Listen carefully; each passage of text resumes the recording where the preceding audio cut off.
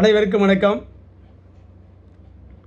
இன்னைக்கு செந்தில் பாலாஜி மீதான போக்குவரத்து ஊழியர்கள் பணி நியமனத்தை காட்டி லஞ்சம் வாங்கிய வழக்கில்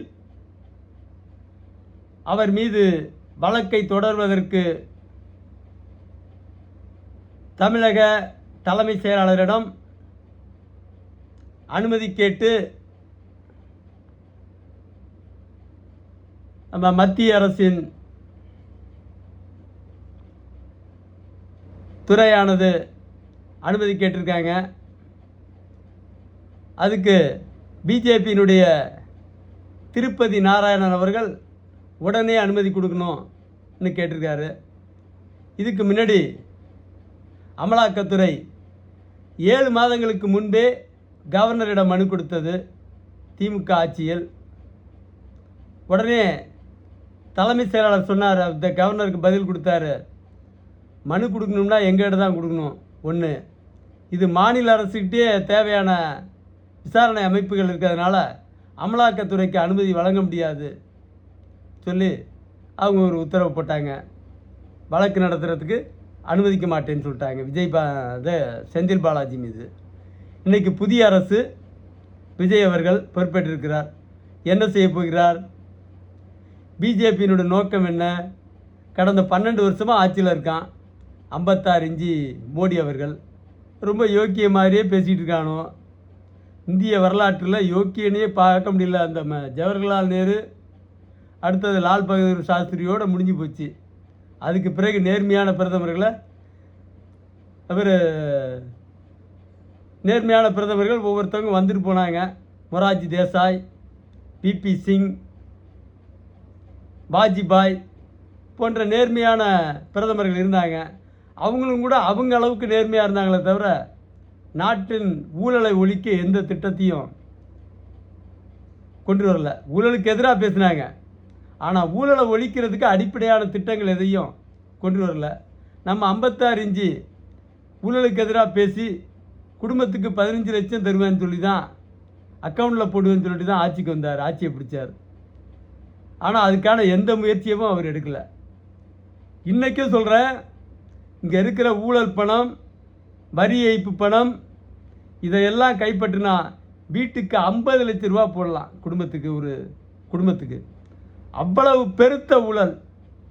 அதுவும் இந்த 12 வருஷத்தில் ஊழல் உச்சம் தொட்ட ஊழல்னு சொல்லலாம். அப்படிப்பட்ட அந்த ஊழல் அரசின் தலைவர் மோடி தலைமையிலான ஆட்சியில் இருக்கிற அமலாக்கத்துறை எப்படி சட்டத்தை காப்பாற்றி விடுவார்கள், நியாயத்தை காப்பாற்றி விடுவார்கள் என்பது ஆச்சரியக்குறியாக தான் இருக்குது. ஒன்றுமில்லை, இந்த உதயாநிதியினுடைய கூட்டாளிகள் 230 கோடிக்கு ஒருத்தவன் வாட்சி வச்சுருந்தான். இந்த டாஸ்மாகில் பெருத்த ஊழல்னு சொல்லி அதிகாரிகளை கைது பண்ணாங்க. உதயாநிதியினுடைய உதவியாளரை விரட்டினாங்க, அவன் தப்பிச்சு ஓடிட்டான். அடுத்த இலக்கு உதயாநிதினு போகிறப்ப முதலமைச்சராக இருந்த ஊழலின் அடையாளம் ஸ்டாலின், அண்டப்புலிகன் ஸ்டாலின் நேராக தனது தெலுங்கு கூட்டாளியான சந்திரபாபு நாயுடுவை அழைத்து கொண்டு பிரதமர் மோடியை சந்தித்து அந்த விசாரணையை அப்படியே நிப்பாட்டிட்டான். அப்போ என்ன புடுங்கின வேலை பார்த்துக்கிட்டு இருந்துச்சு அமலாக்கத்துறை? என்ன கிழிச்ச? டாஸ்மாகில் ஆண்டுக்கு 2 லட்சம் கோடி அளவுக்கு ஊழல் நடக்குது. நீயும் பெருத்த ஊழல் நடக்கிறதா காட்டின. என்ன ஆச்சு விசாரணை? சிதம்பரம் காங்கிரஸ்காரன். இத்தனைக்கும் அவங்க குடும்பமே வெள்ளைக்காரன்ட்ட நக்கி பிழைச்ச குடும்பம் அது. சுதந்திர இந்தியாவில் யாரை பிடிச்சா காசு பார்க்கலான்னு பார்க்கும்போது காங்கிரஸ் கட்சிக்கு வரணும். திரும்ப வெள்ளைக்காரன் பின்னாடி நிற்க முடியாது. அப்படிப்பட்ட சூழ்நிலையில் சிதம்பரம் திட்டமிட்டு காங்கிரஸ்குள்ளார் நுழைஞ்சார். ஓட்டு வங்கியே இல்லாத அவர் துணை கட்சிகளின், திராவிட கட்சிகளின் தோளில் உட்கார்ந்து கொண்டு வெற்றி பெற்று மத்திய மந்திரியாகி பெருத்த கோடிகளை பொருளீட்டினார். என்ன ஆச்சு? மோடி அரசு விரட்டிச்சு. வீடுகளெல்லாம் சோதனை போட்டாங்க. லட்சம் கோடிக்கு மேலே ஊழலுங்கிற மாதிரி செய்தியை பரப்புனாங்க. இந்தோனேசியாவில் நிலக்கரி சுரங்கம் இருக்குது. இலங்கையில் பெருத்த முதலீடு பண்ணியிருக்காங்க. லண்டனில் ஹோட்டல் இருக்குது. ஐரோப்பிய நாடுகளில் பல நாடுகளில் பெருத்த அளவுக்கு முதலீடுகள் பதுக்கியிருக்காங்கங்கிற செய்தியெல்லாம் கசிய விட்டாங்க. என்னாச்சு? ஏதோ ரகசிய ஒப்பந்தம் அப்படியே நின்று போச்சு. அமலாக்கத்துறை என்ன பிடுங்கிட்டு இருக்குது இதில்?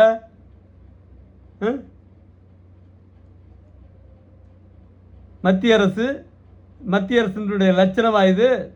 இந்தியாவிலேயே எங்கேயும் இவ்வளோ ஊழலை தடுத்தா மாதிரி தெரியல. தன்னுடைய அரசியல் எதிரிகளை அடக்குவதற்கு ஒடுக்குவதற்கு ஆம் ஆத்மியினுடைய தலைவர் மீது ஒரு புகாரை பரப்பி அவரை கைது பண்ணி அந்த ஆட்சிக்கு முடிவுரை எழுதியது பாஜக. அந்த கட்சியினுடைய 7 எம்பிக்களை அபகரித்து கொண்டது மிரட்டி. இப்படித்தான். வேறு என்ன சாதனை மோடி அரசினுடைய சாதனை? எல்லா இடங்களிலும், குறிப்பாக இப்போ செந்தில் பாலாஜியை மட்டும் நீங்கள் என்னத்தை கிழிக்க போகிறீங்க? கூப்பிட்டு மிரட்டி அவளை மெல்லமாக உங்கள் கட்சியில் சேர்த்துக்கலாமான்னு பார்ப்பீங்க. சேர்த்துக்கிட்டா அந்த இதில் ஜெயிச்சிடலாமா, கோவை மண்டலத்தில் ஜெயிச்சிடலாமா பிஜேபிங்கிற மாதிரி கணக்கு போடுவான். வேறு எந்த இலக்கும் மோடி அரசுக்கோ பிஜேபி அரசுக்கோ இல்லை. அவன்கிட்ட தேசப்பற்றும் கிடையாது, தெய்வ நம்பிக்கையும் ஒழுங்காக இருக்கிற மாதிரி தெரியல. மகாத்மா காந்தியை சுட்ட கும்பல், தேசப்பிதா இந்த மண்ணுக்காக போராடினார். ஆனால் அவரையே சுட்டு கொன்று விட்டு இந்த தேசத்திற்கு விரோதமான போக்கு கொண்டவர்கள் பாஜகவினர். அவர்களுக்கு தேசப்பற்றும் இல்லை, தெய்வப்பற்று இருக்கா மாதிரி இல்லை, அவன்கிட்ட நேர்மையும் இல்லை. இப்போ கூட அண்ணாமலை பேசுகிறான், விஜயோட ஸ்கூலில் ஹிந்தி வகுப்பு இருந்துச்சு. அவன் தனியார் பள்ளி ஹிந்தி வகுப்பு இருந்தான்னா பிரெஞ்சு வகுப்பு இருந்தான்னா. மூதேவி, நீ எதுக்கு அல்லல் படுற? ஹிந்தி எதுக்குறியா நீ? உன்னுடைய ஒரே இலக்கு அந்த கட்சியில் இருக்க ஒருத்தன் கூட நல்லவன் இல்லைங்கிறதுக்கு இந்த அண்ணாமலை உதாரணம். பிஜேபியில் போய் யோக்கியம் நல்லவனுக்கு அங்கே என்ன வேலை? அவனுடைய ஒரே இலக்கு தமிழ் மொழியை அடிச்சிடணும், தமிழ் மண்ணை சிதைச்சிடணும், தமிழ் இனத்தை இன்னமும் இழிவுபடுத்துகிற. அதை தவிர அவனுக்கு வேறு எண்ணம் இல்லை. காங்கிரஸ்காரனுக்கும் அதே இலக்கு, பிஜேபிக்காரனுக்கும் அதே இலக்கு. தேசப்பிதா வழிநடத்திய காங்கிரஸை இன்றைக்கி ஒரு களவாணி கூட்டம், எங்கேருந்தோ இத்தாலியிலேருந்து வந்த ஒரு திருட்டு கூட்டம், கொலைகார கூட்டம், நாசக்கார கூட்டம் இந்த காங்கிரஸை கைப்பற்றி வச்சுருக்கான். இவன் எப்போதுமே மக்களுக்கு விரோதமானவன், நேர்மைக்கு விரோதமானவன் பிஜேபி. தமிழ் மொழியை அழிக்கணுங்கிறதுல வெறி பிடிச்சி அலைகிறான்.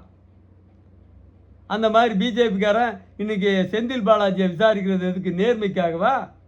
ஊழலை அம்பலப்படுத்தவா? இந்த நாட்டில் மொத்தமும் ஊழல். எந்த இடத்துல ஊழல் இல்லை? வேலூர் மாவட்டத்தில் ஒரு கூட்டுறவு வங்கியினுடைய செக்ரட்டரி, பெண் செக்ரட்டரி, அவள் வருமானத்துக்கு அதிகமாக 500 கோடி வச்சுருக்கா. கண்டுபிடிச்சி வழக்கு இருக்குது. நீ என்ன பண்ணணும்? இந்தியா முழுக்க இருக்கிற எல்லா செக்ரட்டரியும் பார்க்க வேண்டாமா? இவன் எப்படி 500 கோடி சம்பாரிச்சா? எப்படி வந்துச்சு இவ்வளோ பணம்? எப்படிலாம் திருடுனா? அம்பலப்படுத்திருக்கீங்களா? ஊழலை மறைக்கிற ஊழலை இங்கே இருக்கான். தங்கத்தை கடத்திட்டு வரான். 3 கிலோங்கிறான், 5 கிலோங்கிறான், 8 கிலோங்கிறான். தங்கத்தினுடைய அளவை சொல்கிறான், அதனுடைய விலை மதிப்பை சொல்கிறான் சுங்கத்துறை. ஆனால் கைது செய்யப்பட்டவர்களுடைய பேரை கூட சொல்ல மாட்டேங்கிறான். முகத்தெல்லாம் காட்டணும். எங்கேயோ ஒரு விபச்சாரிகளோட முகத்தை வெளியில் கொண்டு வந்து காட்டுறீங்க. சின்ன குழந்தைங்களை கூட வெளியிடுறீங்க கொஞ்சம் கூட தயக்கம் இல்லாமல். இந்த கல்லூரி மாணவி, பாதிக்கப்பட்ட கல்லூரி மாணவியுடைய டேட்டாவை எல்லாம் வெளிப்படுத்துகிறீங்க. ஆனால் இங்கே கோடிக்கணக்கான தங்கத்தை கடத்திட்டு வந்து கொள்ளையடித்த கொள்ளை கும்பலை பத்திரிகையில் பார்த்தா அந்த கொள்ளையடித்த தங்கத்தினுடைய எடை, அதனுடைய விலை போடுறானே தவிர அதை கொள்ளையடிச்சிட்டு வந்தவனுடைய பேரை கூட போட மாட்டேங்கிறான், புகைப்படத்தை காட்ட மாட்டேங்கிறான். அப்படியாப்பட்ட அரசு தான் இன்றைக்கி பிஜேபி அரசு. அது அந்த சுங்கத்துறை அவங்க கையில் தான் இருக்குது. இவன் நீ செந்தில் பாலாஜி அழைச்சிட்டு போய் நீ என்ன கிழிப்பன்னு எங்களுக்கு தெரியும் மோடி. தமிழ்நாடு இந்தியா முழுக்க நீ என்ன பண்ணிகிட்டு இருக்க? மிரட்டி அவனை பணிய வைக்கிறது தான் அவனுடைய வேலை, உன் கட்சிக்கு சாதகமாக மாற்றுறது. அதை தவிர நீ எதையும் செஞ்ச மாதிரி தெரியல. அதனால் விஜய் அரசு ஆழ்ந்து சிந்தித்து சரியான முடிவை அவர்கள் எடுக்க வேண்டும்.